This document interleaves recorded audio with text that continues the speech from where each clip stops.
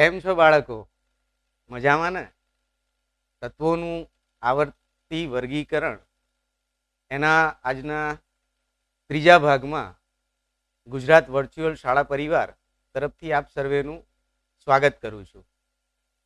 મિત્રો, આપણે પહેલા 2 દિવસમાં જુદા જુદા તત્વો અને એ તત્વોને વ્યવસ્થિત રીતે ગોઠવવા માટેના કેવા કેવા પ્રયત્નો થયા એના વિશેની વિગતે વાત કરી.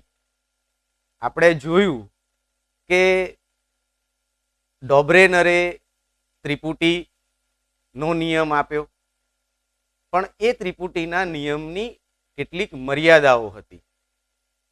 એના પછી ન્યુલેન્ડે અષ્ટકનો નિયમ આપવાનો પ્રયત્ન કર્યો અને અષ્ટકના નિયમમાં પણ કેટલીક મર્યાદાઓ ધ્યાન ઉપર આવી અને આ મર્યાદાઓને દૂર કરવાનો પ્રયત્ન મેન્ડેલીફે કર્યો, જેની વાત આપણે ગઈકાલે કરી. અને મેન્ડેલીફના જે પ્રયાસો હતા એ પ્રયાસો એ અદ્ભુત અને અભૂતપૂર્વ હતા અને જેના કારણે આવર્ત કોષ્ટકના વિકાસમાં કે ભવિષ્યમાં નવા તત્વો શોધાશે એ દિશામાં પ્રયત્નો કે પ્રયાસો ચાલુ રહ્યા અને વૈજ્ઞાનિકોને એક નવી દિશા મળી. પણ જેમ આપણે ગઈકાલે વાત કરી એમ મિત્રો કે મેન્ડેલીફના આવર્ત કોષ્ટકમાં પણ કેટલીક મર્યાદાઓ રહી ગઈ હતી અને હું ફરીથી તમને એ વાત યાદ કરાવું કે મેન્ડેલીફે જે આવર્ત કોષ્ટક બનાવ્યું એ આવર્ત કોષ્ટકમાં એમણે આધાર તરીકે પરમાણવીય દળને લીધું અને પરમાણવીય દળના આધારે સાથે ને સાથે ગુણધર્મોને ધ્યાનમાં રાખી અને એમણે તત્વોને ક્રમમાં ગોઠવવાનો પ્રયત્ન કરેલો. હવે એમના આવર્ત કોષ્ટકની જે મર્યાદાઓ હતી એને દૂર કરવા જુદા જુદા પ્રયત્નો વૈજ્ઞાનિકોએ ચાલુ રાખ્યા અને જેના પરિણામ સ્વરૂપ આધુનિક આવર્ત કોષ્ટકનું નિર્માણ થયું છે. અને આ આધુનિક આવર્ત કોષ્ટકને આજે આપણે વિગતે સમજવાનો પ્રયત્ન કરવો છે. તો મિત્રો, 1913માં હેનરી મોસેલે એવું જણાવ્યું કે તત્વના પરમાણવીય દળની તુલનામાં એના પરમાણવીય ક્રમાંક એ વધુ આધારભૂત ગુણધર્મ છે. ફરીથી યાદ કરી લઈએ એક વખત કે પરમાણવીય ક્રમાંક એટલે તત્વના ન્યુક્લિયસ એટલે કે એના પરમાણુ કેન્દ્રમાં રહેલા પ્રોટોન અથવા તો ઇલેક્ટ્રોન ની સંખ્યા છે અને જેને આપણે ઝેડ વડે દર્શાવીએ છીએ. એટલે મોસેલેની વાત એવી હતી કે જેમ મેન્ડેલીફે તત્વોને પરમાણવીય દળના આધારે ગોઠવવાનો પ્રયત્ન કર્યો, એના કરતા જો આપણે તત્વોને પરમાણવીય ક્રમાંકના આધારે ગોઠવવાનો પ્રયત્ન કરીએ તો કદાચ સારી રીતે વધુ આધારભૂત રીતે આપણે એને ગોઠવી શકીએ.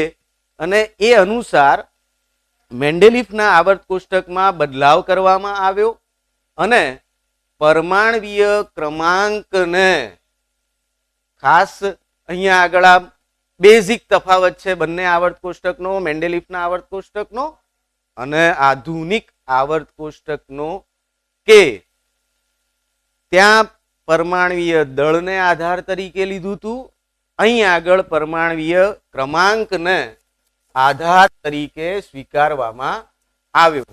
એટલે આધુનિક આવર્ત નિયમ જે છે એ આવર્ત નિયમ આપણે આ રીતે રજૂ કરી શકીએ કે તત્વોના ગુણધર્મો તેમના પરમાણવીય ક્રમાંકના આવર્તનીય વિધેય છે.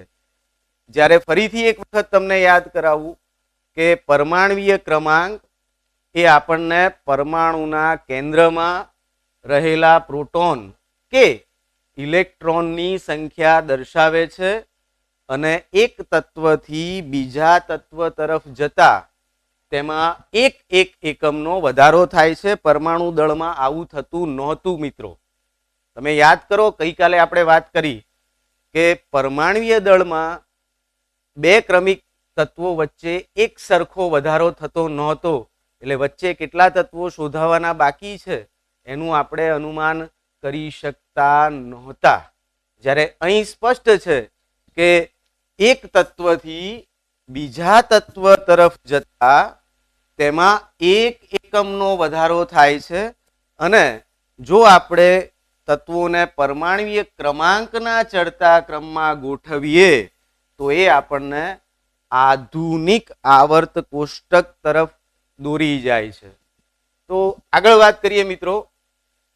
તો હવે આપણે બંનેના આવર્ત નિયમની કમ્પેરિઝન કરીએ તો માત્ર બંનેમાં ફેરફાર આટલો છે કે મેન્ડેલીફે જે આવર્ત નિયમ બનાવ્યો એ એવું દર્શાવે છે કે તત્વોના ગુણધર્મો એમના પરમાણુય દળના આવર્તનીય વિધેય હોય છે અને આધુનિક આવર્ત નિયમ એ આ રીતે આપણે રજૂ કરી શકીએ કે તત્વોના ગુણધર્મો તેમના પરમાણુય ક્રમાંકના આવર્તનીય વિધેય હોય છે. હવે અહીં પ્રશ્ન એવો થાય છે કે આ આવર્તનીય વિધેય એ શું કહેવા માંગે છે, તો એની પણ આપણે ચોખવટ કરી દઉં કે અંગ્રેજીમાં જેને પિરિયોડિક ફંક્શન આપણે કહીએ છીએ અને આ એક જોડાયેલો શબ્દ છે. પિરિયોડિક મતલબ કે એક ચોક્કસ અંતરાલે અને વિધેય મતલબ ફંક્શન. તો પિરિયોડિક ફંક્શનનો આપણે સળંગ મતલબ મિત્રો એવો કરીશું કે એક ચોક્કસ અંતરાલે આપણને ગુણધર્મોમાં સમાનતા જોવા મળતી હોય અને જેની વાત જેમ આપણે અષ્ટકના નિયમમાં શરૂઆતમાં કીધું કે ભાઈ પહેલા 7 તત્વો પછી 8મા ક્રમે આવતું તત્વ એ પહેલા તત્વ ના જેવા ગુણધર્મો ધરાવે છે. તો ત્યાં જે એમનો ક્રમ છે એ ક્રમ એ એમના ગુણધર્મ સાથે ચોક્કસ અંતરાલમાં જળવાઈ રહે છે. એટલે આવર્તનીય વિધેય આ શબ્દનો મતલબ તમે આ રીતે કરી શકો કે એક ચોક્કસ અંતરાલે આપણને ગુણધર્મોમાં સમાનતા જોવા મળે છે અને એ ચોક્કસ અંતરાલ કઈ બાબતનો, તો મેન્ડેલીફના આવર્ત નિયમ પ્રમાણે પરમાણુય દળનો અને આધુનિક આવર્ત નિયમ પ્રમાણે પરમાણુય ક્રમાંકના અંતરાલ વિશેની વાત આપણે ત્યાં આગળ કરી શકીએ મિત્રો. હવે આગળ એ વાતને સમજીએ તો જ્યારે તત્વોને પરમાણુય ક્રમાંકના ચડતા ક્રમમાં ગોઠવી શકાયા ત્યારે ગુણધર્મોની આગાહી વધુ ચોકસાઈપૂર્વક આપણે કરી શક્યા. જે મેન્ડેલીફમાં થોડીક મર્યાદા હતી એ મર્યાદાને પણ અહીં આપણે નિવારી શક્યા મિત્રો. અને આધુનિક આવર્ત કોષ્ટકમાં મેન્ડેલીફની જે 3 મર્યાદાઓ હતી એ 3 મર્યાદાઓને આપણે દૂર કરી શક્યા. હવે આધુનિક આવર્ત કોષ્ટકમાં તત્વોની ગોઠવણી કેવી રીતે થયેલી છે, તો હમણાં જ આપણે આવર્ત કોષ્ટક ને જોવાનો પ્રયત્ન કરીશું. પણ આધુનિક આવર્ત કોષ્ટકમાં 18 ઊભા સ્તંભ છે અને મેન્ડેલીફના આવર્ત કોષ્ટકની જેમ જ ઊભા સ્તંભોને આપણે સમૂહ તરીકે ઓળખીશું અને 7 આડી હરોળ હોય છે અને એને પણ આપણે મેન્ડેલીફના આવર્ત કોષ્ટકની જેમ આડી હરોળને આવર્ત તરીકે ઓળખીશું. અહીં આપણે ખાસ યાદ રાખીશું કે ઊભા સ્તંભોને સમૂહ કહે છે અને આડી હરોળને આવર્ત તરીકે ઓળખવામાં આવે છે. હવે 18 ઊભા સ્તંભો છે મતલબ 18 સમૂહ છે અને 7 આવર્ત છે. ત્યાર પછી કોઈ એક જ આવર્તમાં ડાબી બાજુએથી જમણી બાજુ તરફ જવામાં આવે, મતલબ એક જ લાઈનમાં તમે ક્રમમાં આગળ વધો તો એક જ કક્ષામાં નવા ઇલેક્ટ્રોન ઉમેરાતા જાય છે. મતલબ કક્ષા બદલાતી નથી. માની લો કે આવર્તની અંદર આપણે હમણાં વાત કરીશું કે બીજો આવર્ત હશે તો બીજા આવર્તની અંદર બે કક્ષાઓ હશે, તો બીજી કક્ષાની અંદર એક ઇલેક્ટ્રોન ઉમેરાતા જશે, કક્ષાની સંખ્યા બદલાશે નહીં. એટલે કે એક જ કક્ષામાં ઇલેક્ટ્રોનની સંખ્યા વધતી જાય છે એવી વાત આપણે ત્યાં આગળ કરી શકીએ. અને બીજી તરફ સમૂહમાં જ્યારે આપણે ઉપરથી નીચે તરફ જઈશું ત્યારે નવી કક્ષા ઉમેરાતી જાય છે. બાહ્યતમ કક્ષામાં ઇલેક્ટ્રોનની સંખ્યા બદલાતી નથી. આ બે બાબતોને મિત્રો ખાસ જો તમે ધ્યાન ઉપર રાખો તો ચોક્કસ મારી ગેરંટી છે તમને કે તમે આવર્ત કોષ્ટકની અંદર તત્વોનું સ્થાન છે એ સ્થાનને ઓળખી શકો અને તમે જાતે એ સ્થાનને દર્શાવી શકો. તો બે બાબતો હું ફરીથી એક વખત તમને ક્લિયર કરું છું કે જ્યારે આવર્તની વાત હોય છે ત્યારે આવર્તની અંદર કોઈ પર્ટિક્યુલર આવર્ત, આપણે આગળ જ વાત કરી કે 7 આવર્તો છે, અને આવર્તની અંદર જ્યારે ગોઠવણી થાય છે ત્યારે પ્રત્યેક આવર્તની અંદર કક્ષાઓની સંખ્યા નિશ્ચિત રહે છે. પાછળ આપણે હમણાં વિગતે પણ એની વાત કરીએ છીએ, હું તમને ઉદાહરણ સાથે બતાવું છું. પણ આવર્તની અંદર કક્ષાની સંખ્યા નિશ્ચિત રહે છે અને એની અંતિમ કક્ષામાં ઇલેક્ટ્રોન ઉમેરાતા જાય છે. એની વિરુદ્ધમાં સમૂહની જ્યારે વાત કરીએ છીએ ત્યારે સમૂહમાં આપણે ઉપરથી નીચે આવીએ છીએ અને 18 સમૂહો છે આધુનિક આવર્ત કોષ્ટકમાં. તો ત્યારે જેમ જેમ ઉપરથી નીચે આવીએ છીએ એમ કક્ષાઓની સંખ્યા ઉમેરાતી જાય છે. મતલબ કે સૌ પ્રથમ એક કક્ષા હોય તો પછી બે કક્ષાઓ, એની નીચેના તત્વમાં 3 કક્ષાઓ, એમ કક્ષાઓની સંખ્યા ઉમેરાતી જશે. હવે આપણે આધુનિક આવર્ત કોષ્ટક જેમાં તમારી સામે સ્ક્રીન ઉપર છે મિત્રો, તો અહીં આગળ તમે જોઈ શકો છો, આપની પાસે પુસ્તક પણ છે, પુસ્તકની અંદર પણ જોઈ શકો છો ગ્રીન કલરથી જે તત્વો દર્શાવેલા છે. તમને અહીંયા યલો કલર દેખાતો હશે, પુસ્તકમાં ગ્રીન કલર છે. તો આ તત્વો જે છે એ બધા ધાતુ તત્વો છે, મતલબ કે ધાતુ ગુણધર્મ ધરાવે છે. અહીં એક વાંકી ચૂકી રેખા, જેને અંગ્રેજીમાં આપણે ઝિગઝેગ લાઈન કહીએ છીએ, અને એની આજુબાજુ આ જે તત્વો છે boron, silicon, germanium, arsenic, antimony, tellurium અને પોલોનિયમ, આ બધા તત્વો કે જે ગુલાબી રંગથી દર્શાવેલા છે ઝિગઝેગ લાઈનની વાંકી ચૂકી રેખાની આજુબાજુ, એ બધા અર્ધ ધાતુઓ છે. અને ધાતુ અધાતુ પ્રકરણ તો તમે 3જા નંબરનું પ્રકરણ તમારા અભ્યાસક્રમનું, એટલે તમે એનો અભ્યાસ કરી ચૂક્યા છો. અને જમણી બાજુએ આ જે તત્વો દેખાય છે આ તત્વો અધાતુ તત્વો છે. નીચે લેન્થેનાઇટ શ્રેણી અને એક્ટિનાઇટ શ્રેણીના તત્વો એને અલગ બતાવેલા છે, પણ એ 6ઠ્ઠા અને 7મા આવર્તની અંદર જ આવે છે. પણ એ શ્રેણીઓ વિશે તમારે અત્યારે 10મા ધોરણમાં ડિટેલમાં વાત કરવાની નથી. આગળના ધોરણોમાં વિજ્ઞાન પ્રવાહની અંદર તમે એના વિશે વિગતે અભ્યાસ કરશો. તો આપણી જે વાત હતી કે અહીં સમૂહ, તો પહેલો સમૂહ, બીજો સમૂહ, ત્રીજો, ચોથો, એમ આપણને 18 સમૂહો જોવા મળે છે. અને અહીંયાની જે ગોઠવણી છે, આપણે જેમ વાત કરીએ એમ કે તત્વોને એમના પરમાણુ ક્રમાંકના આધારે, દાખલા તરીકે હાઇડ્રોજન તત્વ પરમાણુ ક્રમાંક 1 છે, હિલિયમ પરમાણુ ક્રમાંક 2 છે, એ જ રીતે લિથિયમ, બેરેલિયમ, તમે ક્રમમાં જોઈ શકો છો કે પરમાણુ ક્રમાંકના ચડતા ક્રમમાં તત્વોને ગોઠવવામાં આવેલા છે, નહીં કે પરમાણવીય દળના. અને આ જ આધુનિક આવર્ત કોષ્ટકનો પાયો છે મિત્રો. ત્યાર પછીની જે વાત છે કે આવર્તો જે છે, તો જેમ આપણે હમણાં આગળ વાત કરી હતી આડી હરોળ, તો આડી હરોળની અંદર 7 આવર્ત આપણને જોવા મળે છે. 18 સમૂહ અને 7 આવર્ત આપણને અહીં આગળ જોવા મળે છે. ત્યાર પછી તમે જોઈ શકો છો એમ પહેલી આવર્તની અંદર, પહેલી હરોળની અંદર 2 તત્વો છે.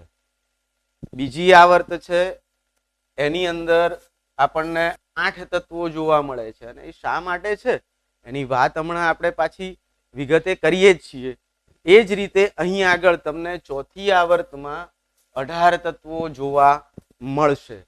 તો આ રીતે પ્રત્યેક આવર્તની અંદર કેટલા તત્વો છે અને એની સંખ્યા કેવી રીતે નક્કી કરી શકાય છે એને પણ આપણે આગળ સમજીએ.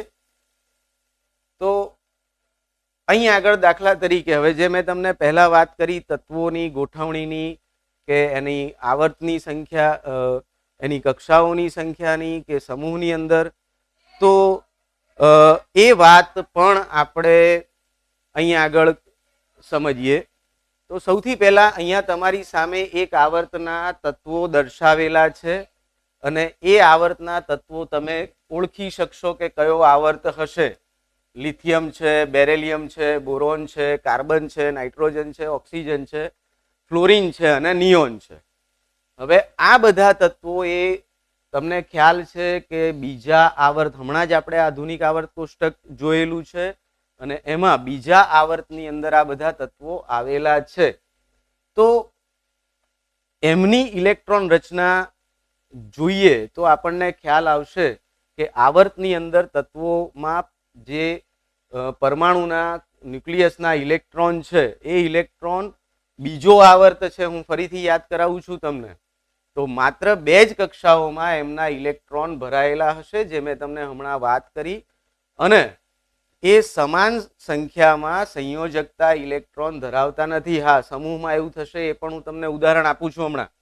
પણ આવર્તની અંદર કક્ષાઓની સંખ્યા સમાન હોય છે અને એ કક્ષાઓની સંખ્યા મિત્રો સમાન હોવાની સાથે ને સાથે એમાં અંતિમ કક્ષામાં ઇલેક્ટ્રોન ઉમેરાતા જાય છે. આપણે એક એકને સમજવાનો પ્રયત્ન કરીએ. તો દાખલા તરીકે લિથિયમ છે, તો લિથિયમ પરમાણુ ક્રમાંક 3 છે, મતલબ ઇલેક્ટ્રોન રચના 2 1 થશે. એની બીજી કક્ષાની અંદર બીજા આવર્તના તત્વો છે એટલે કક્ષા નંબર 2 છે અને કક્ષા નંબર 2 ની અંદર 1 ઇલેક્ટ્રોન છે. ત્યાર પછી બેરેલિયમની વાત કરીએ તો બેરેલિયમ પણ તમે જોઈ શકો છો કે બેરેલિયમ પણ 2 જ કક્ષાઓ ધરાવે છે. બીજી કક્ષાની અંદર 2 ઇલેક્ટ્રોન છે. એ જ રીતે બોરોન છે તો એમાં પણ 2 જ કક્ષા અને બીજી કક્ષામાં 3 ઇલેક્ટ્રોન. એમ ક્રમશઃ આગળ આપણે વધતા જઈએ તો કાર્બનની અંદર પણ તમે જોઈ શકો, એ જ રીતે નાઇટ્રોજનની અંદર પણ જોઈ શકો છો, એ જ રીતે ઓક્સિજન, ફ્લોરિન અને નિયોન, આ દરેકે દરેક બીજા આવર્તના તત્વો છે અને બીજા આવર્તના તત્વોની અંદર દરેક તત્વને 2 કક્ષાઓ છે અને 2 કક્ષાઓ છે મિત્રો. અને તમે જુઓ છો કે બીજી કક્ષામાં ક્રમશઃ 1 ઇલેક્ટ્રોન ઉમેરાતો જાય છે. તો આ પણ વાત આપણે સમજી શકીએ. અને જે વાત આપણે કરી કે આવર્તમાં ડાબી બાજુથી જમણી બાજુ તરફ જેમ જેમ આપણે જતા જઈએ છીએ એમ એના પરમાણ્વીય ક્રમાંકમાં 1 એકમનો વધારો થાય એટલે સંયોજકતા કક્ષાના ઇલેક્ટ્રોનમાં પણ 1 ઇલેક્ટ્રોનનો વધારો થયેલો આપણને જોવા મળે છે મિત્રો.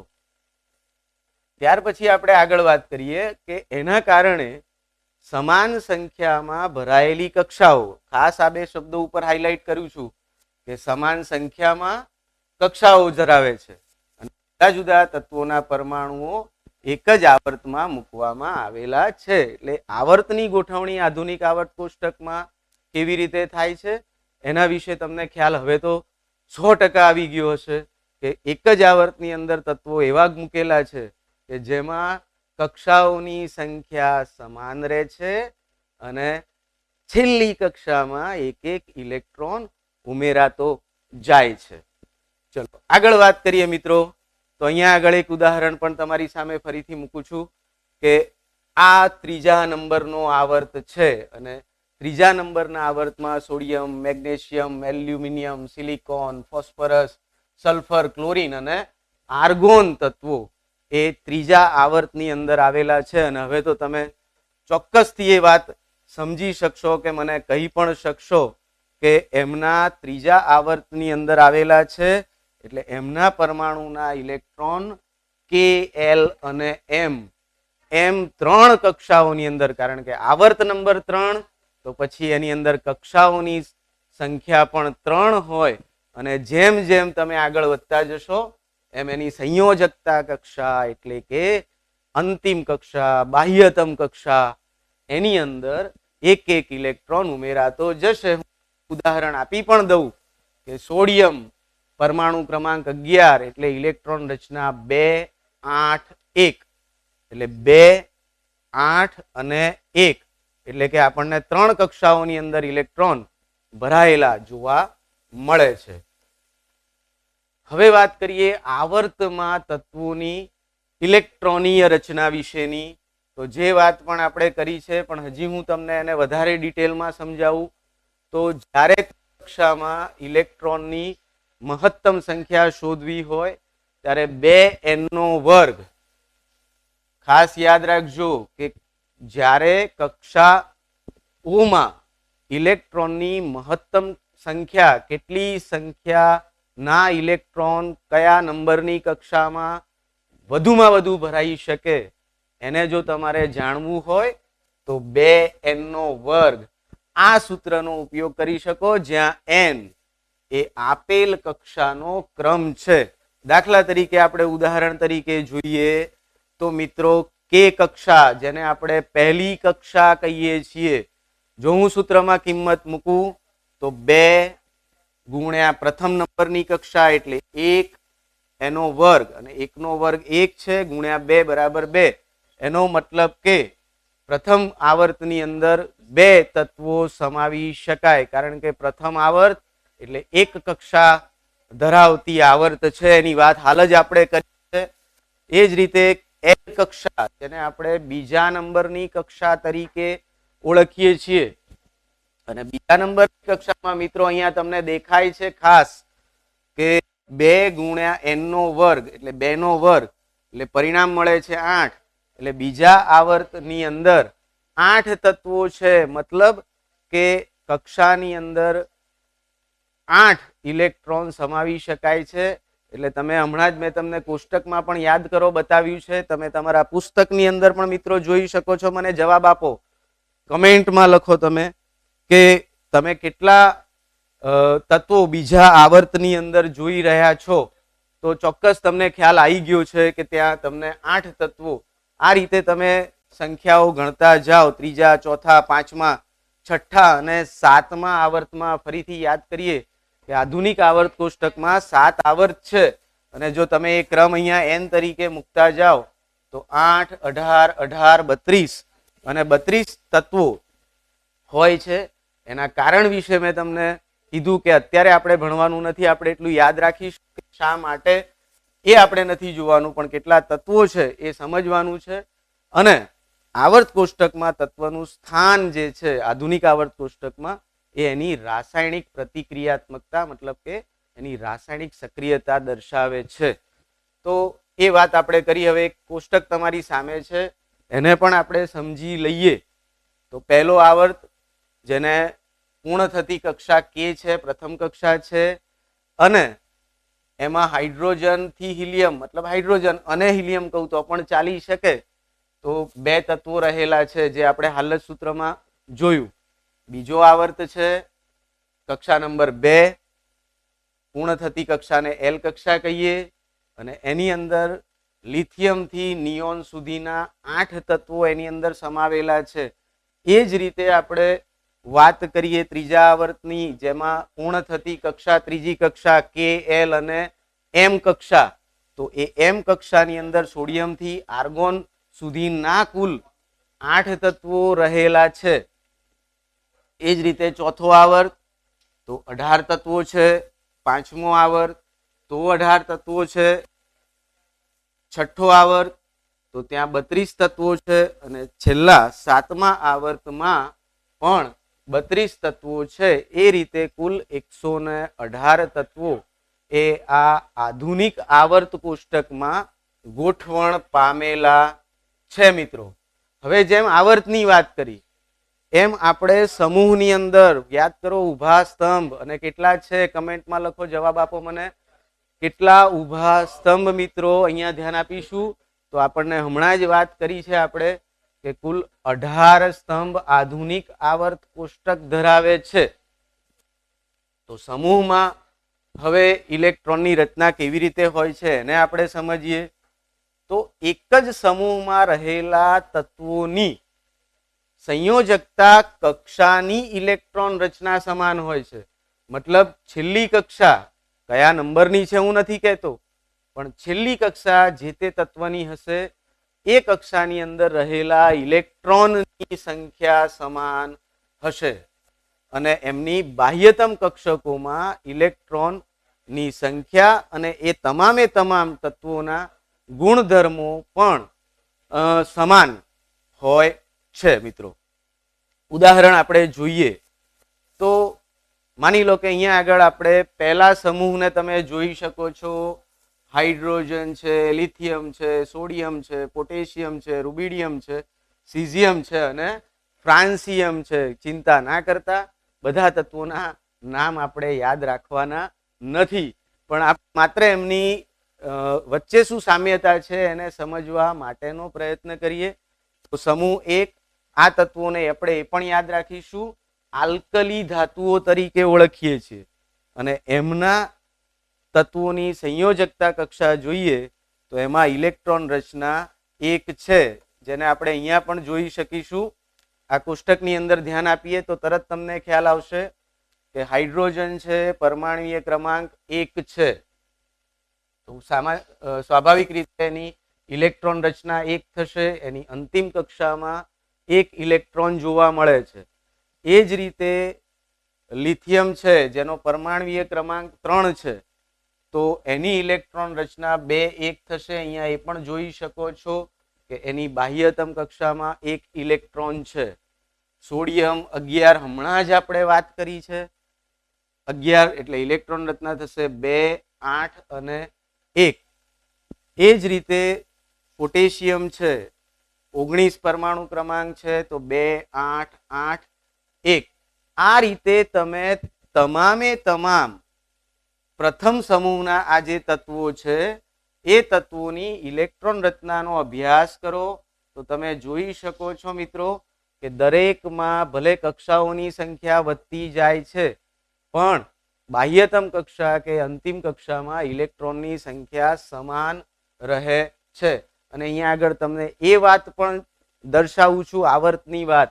જો પહેલો આવર્ત છે તો 1 કક્ષા, બીજો આવર્ત છે તો 2 કક્ષા, ત્રીજા આવર્તમાં 3 કક્ષાઓ, ચોથા આવર્તની અંદર 4 કક્ષાઓ. આ રીતે કક્ષાઓમાં ઇલેક્ટ્રોન જે છે એ ગોઠવાયેલા હોય છે. એટલે હવે તમે ચોક્કસ કહી શકશો કે આવર્તની અંદર એક જ આવર્ત હોય તો કક્ષાઓની સંખ્યા સમાન રહે છે અને એક જ સમૂહ હોય તો એની અંદર બાહ્યતમ કક્ષામાં રહેલા ઇલેક્ટ્રોનની સંખ્યા સમાન હોય છે. હવે આધુનિક આવર્ત કોષ્ટકમાં આપણે વાત કરી એમ કે એક જ આવર્તમાં, આવર્ત મતલબ આડી હરોળ, એમાં રહેલા તત્વોમાં કક્ષાઓની સંખ્યા સમાન રહે છે. અને જ્યારે સમૂહની વાત કરીએ છીએ ઊભો સ્તંભ, તો સમૂહમાં રહેલા તત્વોમાં બાહ્યતમ કક્ષામાં રહેલા ઇલેક્ટ્રોનની સંખ્યા સમાન છે. હવે કેટલાક પ્રશ્નો અને એ પ્રશ્નોનું આપણે સમાધાન કરવા માટેનો પ્રયત્ન કરીએ.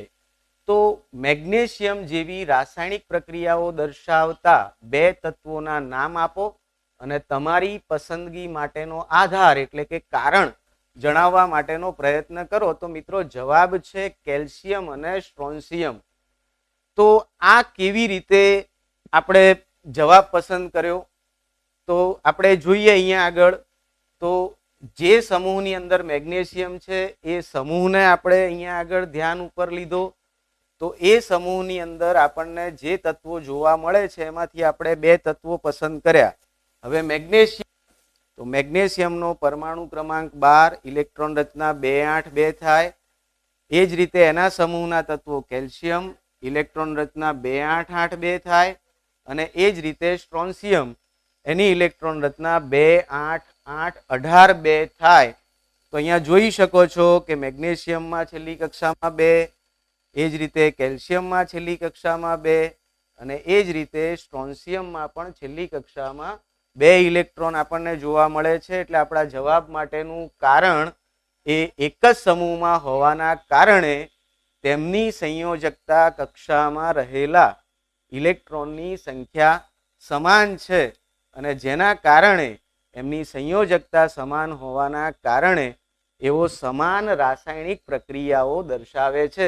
એટલે ખાસ છેલ્લી વાત તમને અહીંયા આગળ એ ફરીથી યાદ કરાવું કે બાહ્યતમ કક્ષામાં રહેલા ઇલેક્ટ્રોનની સંખ્યા એ બાહ્યતમ કક્ષાની અંદર રહેલા ઇલેક્ટ્રોનની સંખ્યા જે છે એ ઇલેક્ટ્રોનની સંખ્યા એ કોઈ પણ તત્વના રાસાયણિક ગુણધર્મો ઉપર આધાર રાખે છે. મિત્રો ખાસ તમારા માટે એક અગત્યની સૂચના છે કે સોમવારથી ધોરણ 9 અને 10 માટેના ક્લાસ હાલના તબક્કે આપણે બંધ રાખીએ છીએ. આપ સર્વેની પરીક્ષાઓ તારીખ 19 થી શરૂ થઈ રહી છે અને આપ સર્વે સારી રીતે જાણો છો કે આપના માટે જીવીએસમાં ધોરણ 9 અને ધોરણ 10 નો તમામ અભ્યાસક્રમ સારી રીતે આપણે પૂર્ણ કર્યો છે અને મોટા ભાગના કઠિન મુદ્દાઓની પણ ચર્ચા આપણે પૂર્ણ કરેલી છે. એટલે આપ સર્વેને એ બાબતે શુભેચ્છાઓ છે કે આપ પરીક્ષાની તૈયારી શરૂ કરો અને જ્યારે પણ આપણને માર્ગદર્શનની જરૂર પડે ત્યારે ગણિત, વિજ્ઞાન અને અંગ્રેજી વિષયોના કોઈ પણ વિડીયો તમે SSA ના YouTube અને દીક્ષા ઉપરથી એની લિંક પ્રાપ્ત કરી શકશો અને એનો અભ્યાસ કરી અને આપ શીખી શકશો. હાલ પૂરતું આપણે મિત્રો ધોરણ 9 અને 10 ના ઓનલાઈન ક્લાસને વિરામ આપીએ છીએ. જરૂર પડશે તો ચોક્કસ આપણે એને પુનઃ શરૂ કરીશું. આવજો. પરીક્ષા માટે પુનઃ આપને સમગ્ર શિક્ષા પરિવાર અને જીવીએસ ગુજરાત વર્ચ્યુઅલ શાળા ટીમ વતી ખૂબ ખૂબ શુભેચ્છાઓ. અગાઉના વિડીયો નિહાળતા રહેજો. આપને લર્નિંગની અને સ્વાસ્થ્યની શુભકામનાઓ સાથે ફરી મળીશું. ધન્યવાદ.